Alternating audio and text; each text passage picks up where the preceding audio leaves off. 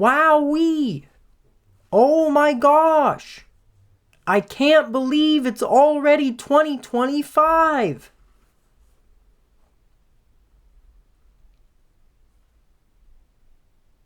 Anyway, here are 65 albums that I listened to in 2024, ranked. Mind you, these are all 2024 releases. I'm not including the older releases that I listened to this year, and as per usual, there may have been like one or two that kind of sort of maybe I forgot about while writing this video, but don't worry too much about that. Let's start with my least favorite album in 65th place, which is I'm really don't eat fruit or vegetables. I eat the pussy and other stuff. I mean, yeah.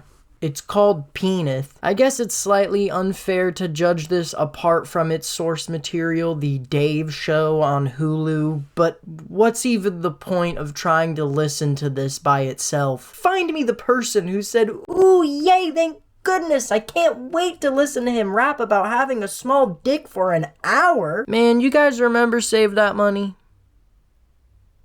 I remember Save That Money.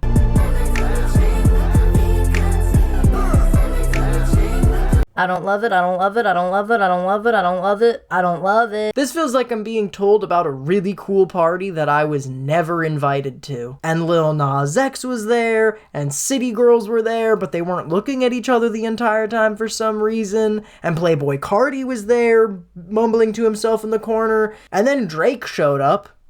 Twice. I ain't been eating no bullshit and fitness. Wake up, I feel fit and thank God every. For this, I'm gonna perform a little mental exercise. So, imagine, if you will, a royalty-free rap album. Now, imagine Gunna. Isn't it interesting how you imagine the same thing twice? Yeah, she bad, she might get in the road. Yeah, she bad, she might meet my homies. Yeah, she bad, she on it. For this, I'm gonna perform a little mental exercise. So, imagine, if you will, a royalty-free trap album. Now imagine Destroy Lonely. Isn't it interesting how you imagine the same thing twice? Got that jet on me. Yeah, he jacket me. Got the racks on me. Yeah, it's not great, but for the last several weeks, I have been non-stop quoting Treason and I BB my belt. I miss poopy, but I never smell. I'm ready to slide, I'm ready to surf, I'm going berserk, You know, I didn't hate this. I think he's able to get away with some pretty boring tracks by rapping on keyword relatively interesting beats, but then I'm flapping out strong hands, I'm flipping the hands, I'm letting the thing, I'm taking it again, I'm blessing, I'm blessing,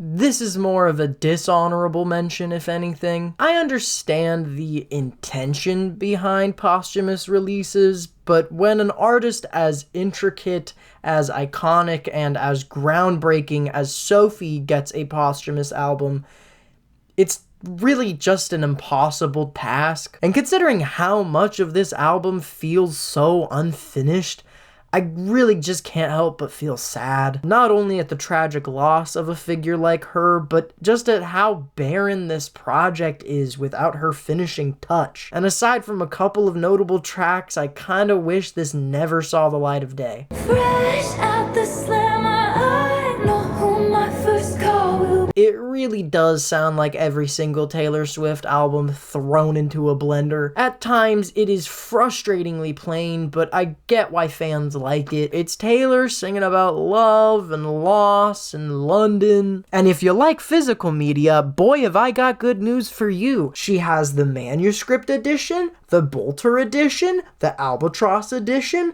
the Black Dog edition, the actual extended anthology edition, the UK edition.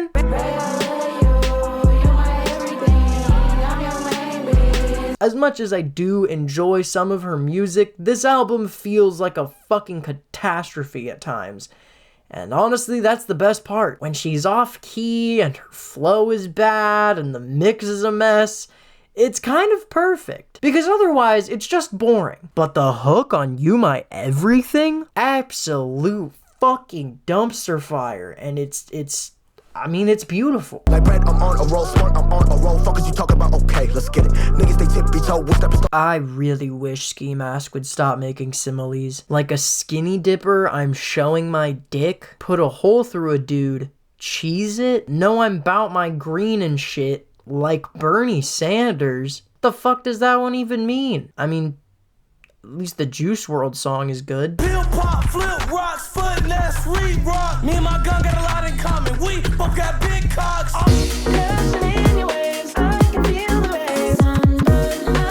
An alright addition to the plethora of Y2K Europop breakbeat. It's not mind-blowing, and the vocal performance lacks the energy required to make a lot of these songs stick, albeit some dreamy vibes for sure, but it's kind of hard to compete against the current pop landscape. Everything for the lost kids, never give a fuck about the hating his piece. Now I'm about to give a little tip. So why didn't he just follow up on the Scotts if he was gonna make a Travis Scott album anyways? It's not bad. For a trippy, vibey take on rage and trap music, I don't hate it. For anybody who hates this album, I mean, have you guys listened to Indie Cud? Satellite Flight? Speed and Bullet to Heaven? Yeah.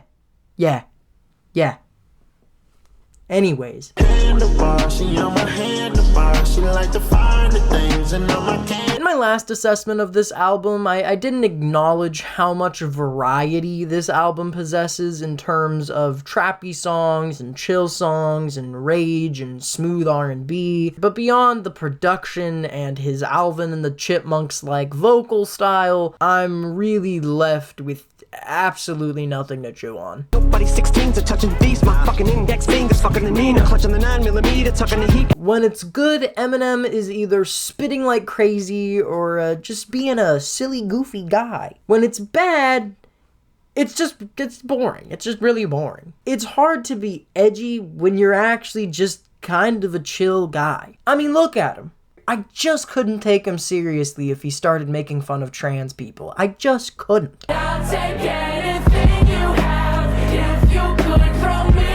You know, for my first T.O.P. album, this wasn't bad. I kind of like the emo vibes, the mixture of pop and rock and rap.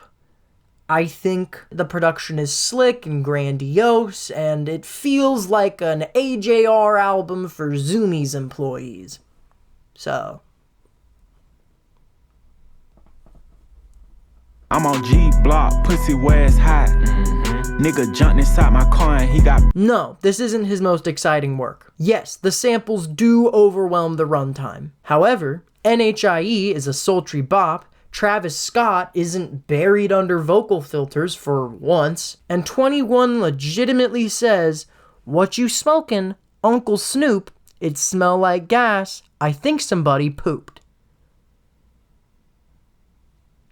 So like 6.5 out of 10. Take my money, wreck my Sundays, love me till you're on it. I had the pleasure of getting to see Maggie Rogers live last year with some friends, which alongside a crowd of drunk and very exuberant millennials was a very thrilling experience, as her vocal talent and heartfelt lyrics were really powerful and stunning to witness. The album on its own, it's not really my favorite, and it kind of comes down to a lack of interesting production. In a live setting, this isn't a particularly big issue, considering she is a powerhouse performer all by herself, but in a headphone setting, I'm just kind of left wanting more sonic engagement. Bottles on bottles, I'm talking little loud, boy. I speak to the mic and the people gon' follow you. For an album with, 25 features, it's impressive how many of these songs are actually pretty good. If you like Brockhampton, but felt like there weren't enough people and they weren't doing nearly enough stylistically, you might like it. That's to say, it's kind of a giant mess with a few good tracks sprinkled in the runtime. Into your garden. For every every incredible moment of mind-bending experimentation, there's an equally baffling moment of disarray that kind of takes me out of the album entirely. I have respect for her craft, but genuine difficulty digesting the music. She's really fascinating in that way. I get high till I can't even think. Sorry, mama, yeah, I know that I stink. It was me and bro. Look, sometimes all I need is some kickin' bass, a schmoozy beat, some fun, lackadaisical, yet charismatic rap performances, and I'm good to go. This album just makes you feel good. It's heartfelt, it's charming, it's sweet. Yeah, it isn't fucking T-Pab, but we don't always need density to have a good time. Plus, T-Pab never made me do this. I hope you have a very cash day. I hope you have a very cash day. I hope you have a very cash day. When your money getting long, but you know you doing wrong, what you gonna say? Wait a minute. If I had a nickel for every time he released this album, I would have 2 nickels, which isn't a lot, but it's weird that it happened twice. Honestly, this is a big improvement over the 2020 release. The moments that stand out wow me every time that I listen to it. They're funky, they're raw and super sparkly, but the moments that don't barely keep my interest and make the album a bit stale. But hey, at least they're fucking song titles, am I right? I might blow back on some ignorant shit. Sometimes all I want to listen to is some good music for hanky-panky. And this is just that. The production is sensual, the lyrics are sexy, the vocals are smooth. Aside from when he does that thing that R&B artists do where they try to sound super sexy, but instead just kind of sound like they're taking a big old poop.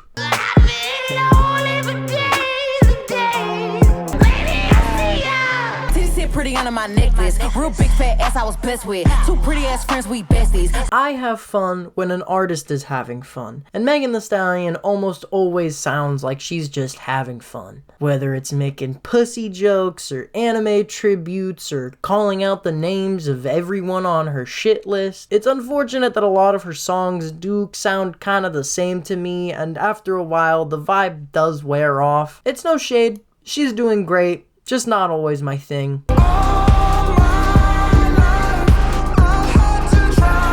I gotta give him credit for how varied this album is track to track. I think this has some special moments of grandiosity, the production is quite epic at times, but I generally prefer his performances on prior albums a lot more, especially when it comes to his rapping on here. I do think it would be better in context of the full movie that was supposed to be paired with this, but I guess we just get the album, so fuck me, I guess.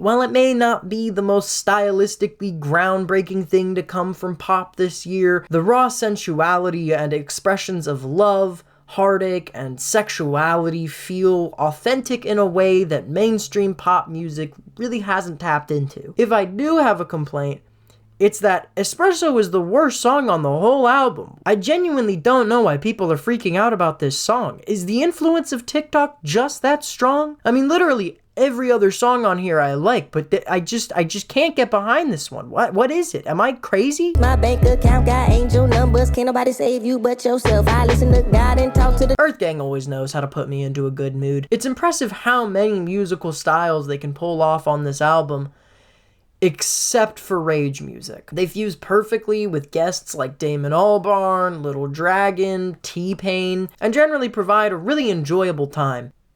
Unless it's rage music. Ripping off Pierre Bourne does not inherently make for a good song, so for the love of God, please pick a different genre to hyper-focus on. I'm fucking begging. They gonna have to give me what I ask for when I'm needing it. Shower me with all the love you. In 15 minutes, she accomplishes a blend of her mellow delivery among intense jungle beats. The production is sick, the percussion is sick, her flow is sick, and it's just 15 more minutes from one of my personal favorites. The downside is it's 15 minutes and she's made better music, which is saying something because this still slaps.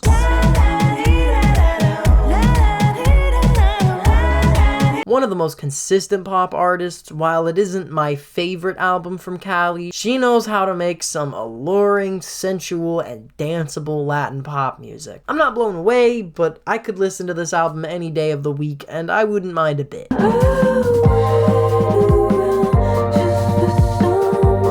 Nothing particularly exciting or new in regards to Crumb's catalog, just reliably chill indie rock music that I've put on in the background numerous times now and have been satisfiably chilled the heck out. If you like Crumb or you like relaxing, woozy vibes, you're sure to like this. Taking my polar now, effing in and out.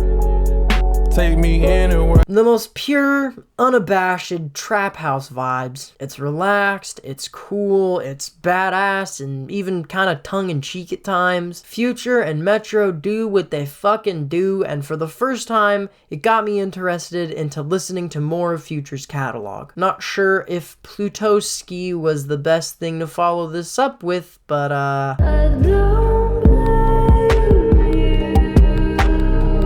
this might be her most serene and stripped back album, tapping into a really tender beauty that she doesn't typically explore as much as she does here. This is probably my least favorite of hers, but still with a handful of really lovely highlights, I see why the fans really seem to love this one.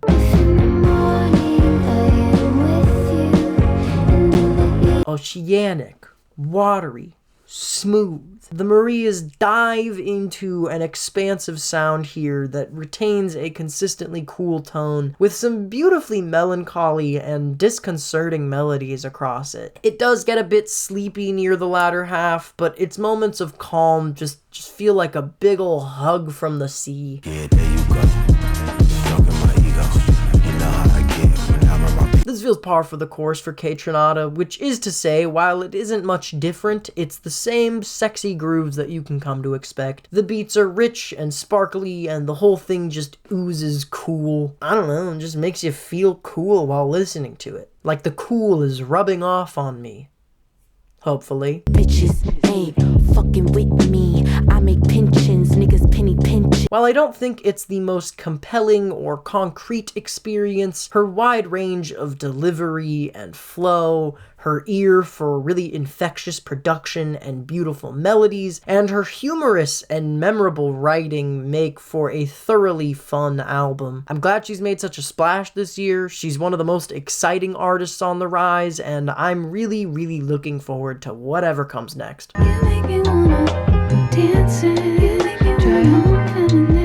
Maybe the definition of easy listening. This album feels impossible to dislike with just how sweet and delicate and quaint it all is, from the hushed vocals to the chipper 70s instrumentals. Few tracks don't stick for me as much as the stickiest ones on here, but that doesn't keep me from enjoying myself.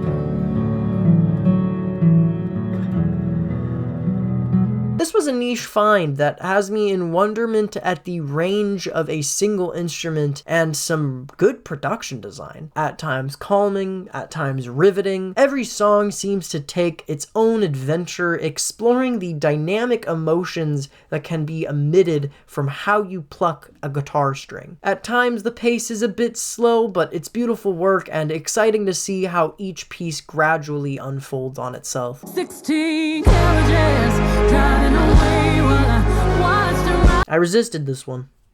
I really did. But I mean, yeah, it's good. It's country Beyonce. Of course it's good. Definitely not my favorite or preferred musical style from her, but I can't deny her vocal quality definitely suits the genre. Plus, her inclusions of musicians like Shabuzi into the mix is pretty exciting, and the whole thing is very well done, and yeah. I literally have nothing else to add. It's country Beyonce. Yeehaw.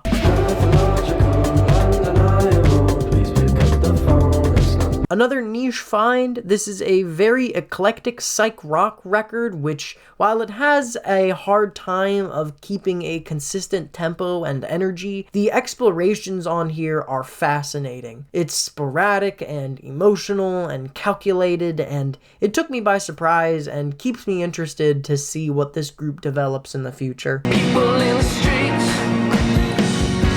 The people in the streets. Flight of the Conchords for somber, intellectual music nerds. I didn't listen to this one as much as I really want to upon revisiting it because, damn, This is one dreamy, moody, synthy little rock album. It feels sincere with its occasionally rugged vocal performance and charming yet very sweet instrumental palette. Really lovely stuff on here.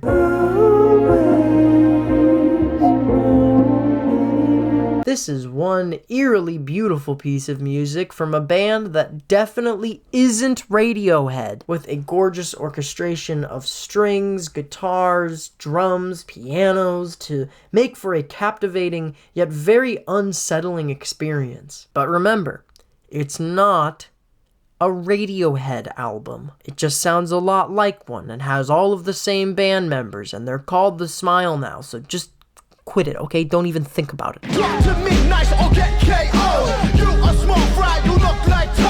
I don't always trust music that I find on TikTok for fear of it being a single good verse and the rest is meh. But this, nah, this bangs. Pure 90s hip-hop love with nerdy references, comedic bars, lots of play in their delivery, not to mention homages to club and dance and even ballroom. Run the jewels, but not quite as good, and also both of them are white. Yeah, that's about it. I got 1, 2, 3 shot heads in the neck. Chief sons of pull strings, nigga. I didn't exactly know what drill rap was before this, but if this is it, then please take my money because I'm sold. Keef's bars are violent, his delivery is violent, the beats are violent, the absolute absurdity of Quavo's puns are violent.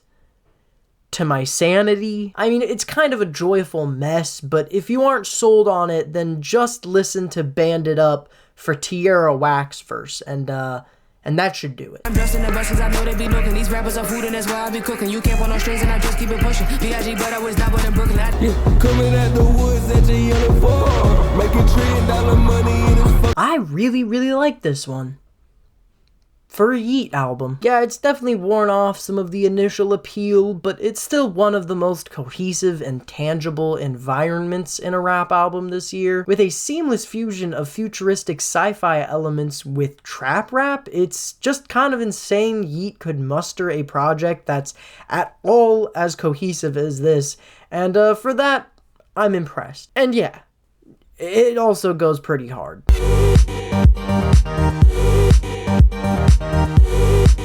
Like taking a shuttle through a dazzling disco of time and space and synthwave. This album takes you on a ride. Through the stars, through salacious black holes, through groovy planets. It's a good time, it's a luxurious time, an occasionally long-winded time, but always an electrifying jam. Like Tron, but they're all dancing. Like instead of playing games, they're all just dancing around in a big ol' LED club with their LED suits and LED drinks and their LED flirting with each other. Yeah, just like that. Misunderstood by everybody, the party girl, who's all Bright, cheerful, fast, riveting, colorful, charming vocals, expressive and dynamic dance production. This couldn't even compare to my Nan, because honestly, I love my Nan. But you know what I love more than my Nan? Bit of drum and bass. Little bit of drum and bass and jungle. Oh, that's better than my Nan any day. Because my Nan will die, but drum and bass will live forever. You look like a Martian. Watch those penguins marching. Pick 'em apart in swords department. I'm still shocked at how well constructed the songs on this are. Just so bold and chock full of detail, you can feel the texture of these beats. Every layer of sound feels so fine-tuned, yet the unhinged performances and absurd lyrics make it feel artistically sloppy. It's like a true piece of modern art. At first glance, it seems like a load of messy gibberish, but the more time spent with these uncompromising instrumentals and hilarious bars, the more you see how truly unique this vision is. So what if I like the big truck? So what if I like the big truck? This might be the least palatable thing on this list, and yet it's glamorous and disgusting, and I love it. It's like a gothic punk / rage hip-hop fusion full of lyrical abstractions, distorted beats and vocals that feel like a ghost haunting you from beyond the grave. It's scary and disorienting, and yet Kim carries so much swag. It's hard not to love her simply described packing for a trip, or her blunt expression of masculinity or sex. It might not be enjoyable in the traditional sense, but it sure is one fucking sick musical experience. Yeah, right. Niggas running their mouth, keep it airtight. I'ma crash shit out to my hair. This might be the most Tyler the Creator album he's ever made, meaning it has out-of-pocket, unconventional bangers, some laid-back and soulful tracks, and maybe his most emotionally vulnerable song here with Like Him. Many refer to this as Tyler's Mr. Morale, and I can see that with how down-to-earth and personable this album feels in comparison to his last record. It's still Tyler, and if you like that, then this is another great addition to the catalog. Infectious synthy pop rock that tickles the same part of my brain that Never Shout Never used to back in the day. So much somber, yet so much ear candy. Just num num num num num num. Give me more of that feel good shit. I don't care that he's trying to kill himself. Oh, is that a hook that sounds like an even shinier iteration of something One Direction would have released in 2015? Yes, please. More, please.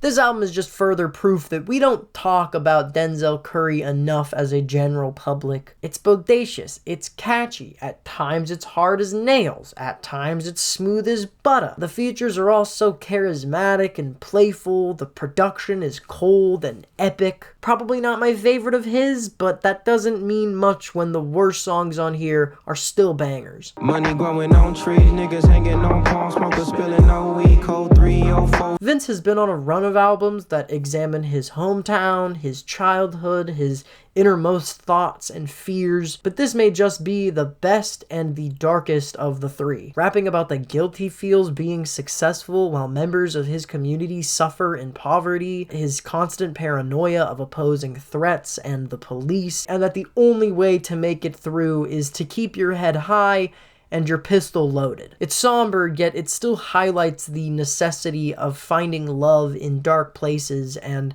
staying strong amidst dark times.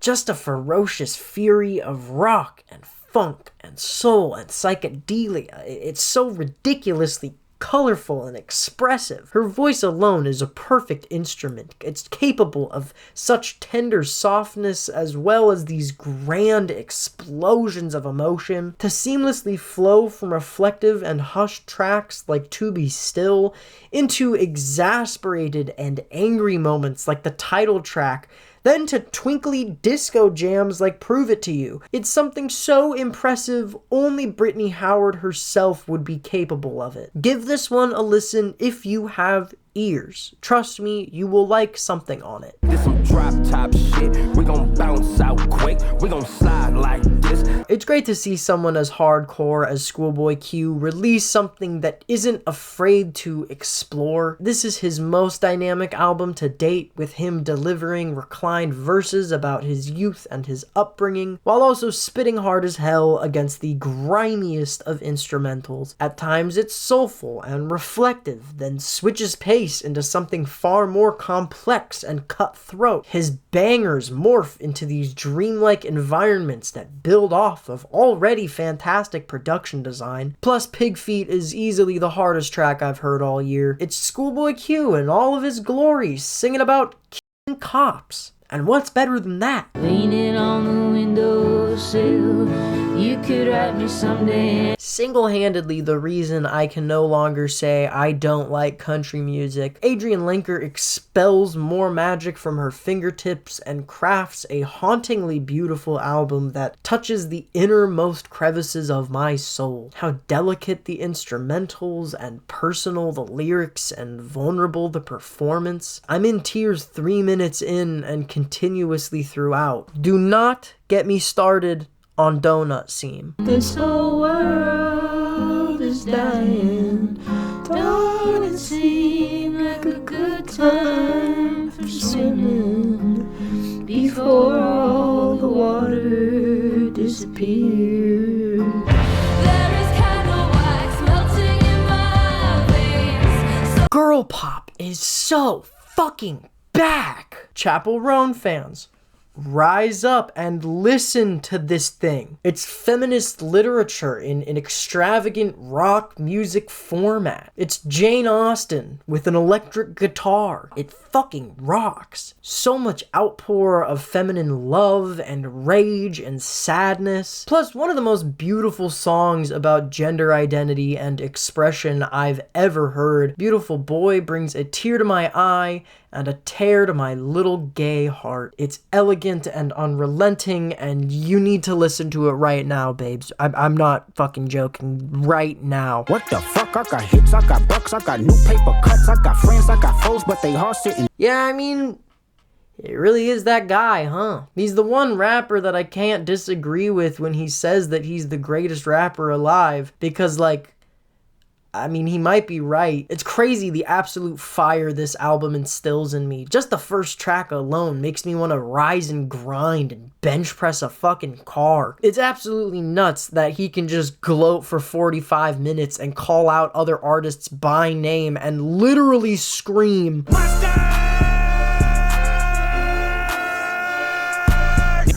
Hey, that's my bitch. Hey, that's my bitch. Bing, bop, boom, boom, boom, bop, bam. And no one can argue with him. Yeah, he's that guy. Baby, I'm an addict, I'm with all the static, I can't break my habits off. One day I'ma have it all. This tickles my brain in every way imaginable. It's music to play to overstimulate the senses and wake you up and give you a big hello in the form of a really scary clown that just took way too much acid and it's starting to get hungry and chase you down the hallway. It's an actual carousel from hell. It's as nightmarish and colorful and as riveting as your favorite Six Flags ride. If that ride were in fact just a sparkly, glittery train accident. Yippee!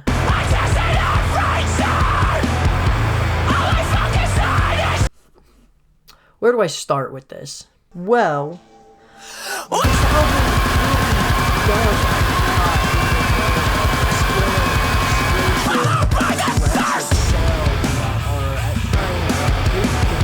but actually, it's genuinely chilling to the bone to hear some of these refrains.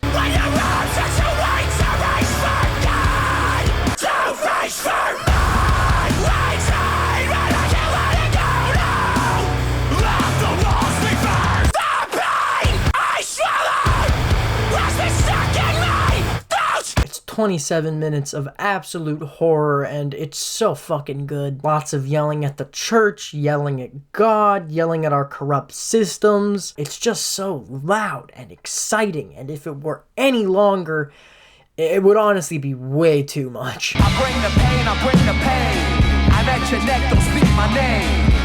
As per usual, JPEG Mafia with my favorite rap album of the year. He continues to push the boundaries of hip-hop with wailing electric guitars, growling vocals, crashing drum kits, and spitting some fucking bars about fame, personal growth, and his regular intimidation of white boys on Twitter, dick riders, and other artists in his lane. And I mean, he's right. There really isn't anyone else doing it like him. His blend of punk rock and gorgeous swells of orchestration make up maybe the most unique rap album this year, and he continues to make a name for himself as one of the greats in this generation. Amen, and God bless the Pegster.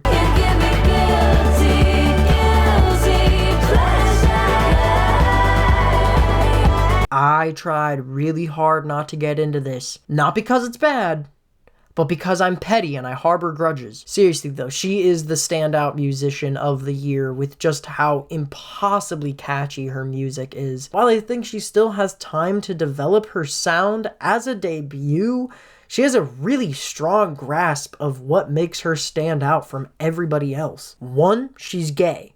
2, she can sing about the experience of lesbian relationships and being queer without it feeling curated for a straight audience, imbuing so much raw splendor and sparkle. 3, She's gay. She is a fierce musician, a fierce showman, and already so iconic in the mainstream. And thank God for it. Amazing.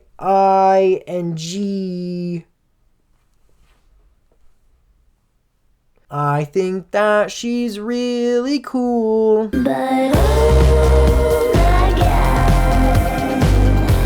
Magdalena Bay continues to impress and delight on this with a dreamy synth-pop experience that takes the listener on a galactic tour of rock and electronic musicality, with sweet vocals that sparkle alongside glitzy instrumentals that dazzle the brain, warm the heart, and make love to the imagination. Thoroughly groovy and danceable moments on here too. It's like an outer space disco half the time. Plus, nearly every song builds on itself into these epic swells of synths and guitar and crashing drums and making for some emotionally moving and epic climaxes. It's ferociously funky, it's sugary sweet, occasionally a bit mind-blowing at times, simply infectious and angelic tunes uploaded straight to the synapses of my soul.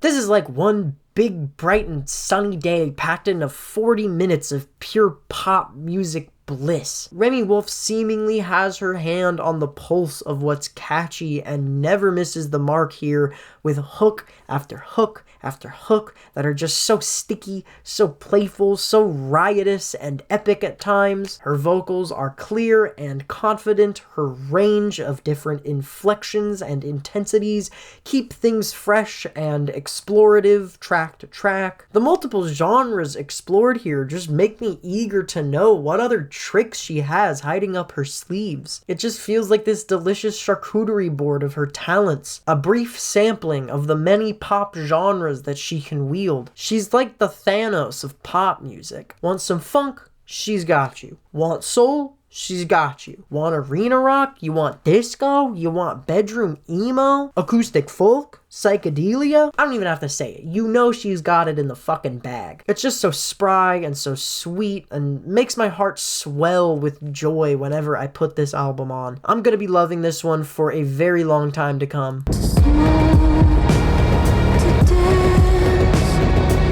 Hot girl summer this, hot girl summer that. What about goth girl winter, y'all? As someone not keyed into the goth scene, this album instilled in me a desire to put on a long robe and cry a single tear while the full moon rose above and the wolves around me howled with loneliness. Genuinely haunting shit here. Verses about dark passions, tragic longing, angels, demons, the inevitability and sexiness of death. The production is cold and cruel. Bellowing pianos, scratchy electric guitar, ghostly percussion, and 808s that back up a momentum of impending doom. It engulfs you in its environment and feels like this spectacular presentation of hellish beauty. Think of the most gut-wrenching moments on Ethel Cain's Preacher's Daughter, or just evil Florence and the Machine. The shit makes me want to get naked and perform satanic rituals in the moonlight. Absolutely gorgeous. When I'm in the club, yeah, I'm nipping that. When I'm at the house, yeah, I'm nipping that. 365 party girl. What's there to even say? It's brat. It's a pure expression of living life to its fullest, sloppiest degrees. It's thrashing your head to electrifying dance pop bangers. It's going clubbing with your friends. It's overthinking every little decision until ultimately saying fuck it and then just getting a little bit too drunk and a little too wasted for your own good. So much so that you end up dancing with the cutie that you were eyeing at the end of the bar the whole night, then felt so rapidly sick to your stomach that you projectile vomited into the toilet, producing a color of bile that at this point can only be described as brat green. It's sexy. It's experimental. It's the throbbingest, danciest scream at the top of your lungsiest album experience this year. The beauty of being a messy bitch and all the heartache and splendor that comes with it. Gorgina. I got way too many friends, I got way too many friends, I got way too many friends, I got way too many, I got way too many friends. Yeah. Yeah, I really, really love this album. So much so, I went to see him open for Gene Dawson a few weeks ago, and quite frankly, his drummer stole the fucking show. I'm like, genuinely, she was on fire. Seriously though, there is something very vulnerable about Quadeca's work here, not just in an emo sense of, oh, my life is sad, poor me, but there's so much about human connection and the struggle to communicate, whether it be with a partner or a friend or an ex or even yourself. How to talk about the awkwardness of sex, or tell someone you love them but you kind of don't, or how to move on from a relationship that was never real to begin with, all backed up by a cacophony of rugged sounds, electric guitars, crashing drums, woodwinds and pianos and synths, and stunning vocal harmonies. It's the sonic version of those images where everything looks so familiar, but the more you look, the harder it becomes to identify any object pictured. It's musical abstraction that allows for the most intimate feelings to come to light. Plus, a vocal performance that, while lovely, allows itself to be raw and messy and even choke back tears in its most personal moments. It's fucking incredible. It's fascinating how this was only intended to be a mixtape and technically is a compilation of tracks that didn't make it onto a longer concept album. As the title suggests, it is a scrapyard of musical ideas, but they interact with one another so flawlessly and touch into subject material and conversations that feel like the most difficult things to communicate. And it's why I will keep coming back to this album whenever I need it the most. And also why it is easily my favorite album of 2024. Well, I guess that's all the albums. I didn't write an outro, so Happy New Year, guys. Happy New Year.